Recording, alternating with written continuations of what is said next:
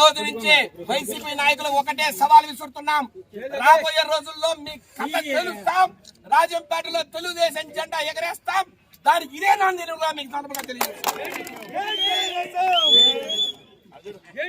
5 సంవత్సరాలుగా ఎన్నో అరాచకాలకు అన్యాయాలకు ఆలవాలమై ప్రజలు నానా హింసలు గురి చేసి 5 సంవత్సరాల్లో ఈ రాష్ట్రాన్ని భ్రష్టుపట్టించిన జగన్మోహన్ రెడ్డి పరిపాలన అందముందించి గత సంవత్సరం జూన్ 12న మన మాన్య ముఖ్యమంత్రి వర్యులు శ్రీ నారా చంద్రబాబు నాయుడు గారు ప్రమాణ స్వీకారం చేసి ముఖ్యమంత్రిగా ఈ రోజుగా సరిగ్గా ఏడాది అయింది.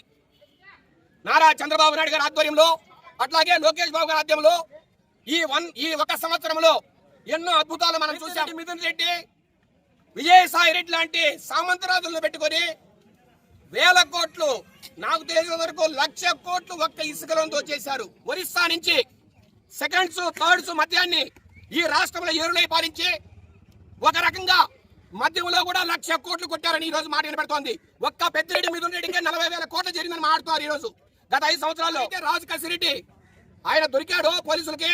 ఆయన చెప్పిన ప్రకారం 1,00,000 కోట్ల రూపాయలు దోపిడీ ఒక్క జే బ్రాండ్స్ మధ్యలో జరిగింది. ఇది ఒక్కటే కాదు, అన్నా క్యాంటీన్ల పేరును పూర్తిగా సమూలంగా నాశనం చేసి అన్నా క్యాంటీన్లను పూర్తిగా మూసేసి పేద ప్రజలకు అన్నం లేకుండా చేసిన గత ప్రభుత్వంలో అంత అన్యాయం జరిగితే తను వచ్చి రంగానే అన్నా క్యాంటీన్లు తెరిపించి ఈ రోజు 5 రూపాయలకే భోజనం పెడుతున్న ఘనత కూడా శ్రీ నారా చంద్రబాబు నాయుడు గారు. ఈ రోజు తల్లికి వందనం 15,000 రూపాయలు. ఒకసారి టీవీలో చూసాం, జగన్మోహన్ రెడ్డి కామెంట్ చేస్తున్నాడు, నీకు 15,000 నీకు 15,000 అన్నారు, ఏదైంది తప్పని.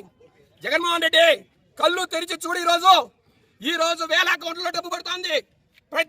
ప్రతి పిల్లవాడి ప్రతి చిన్న బిడ్డ అకౌంట్ లో ఈ రోజు 15,000 రూపాయలు.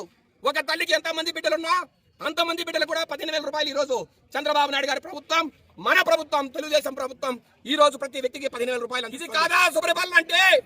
జగన్మోహన్ రెడ్డి ఒక్కసారి కళ్ళు తెరిచి చూడు. నువ్వు ఆ రోజు ఎగతాళి చేశావు, ఈ రోజు మేము వేసి చూపిస్తున్నాం. నాకు కొంత టైం పడుతుంది.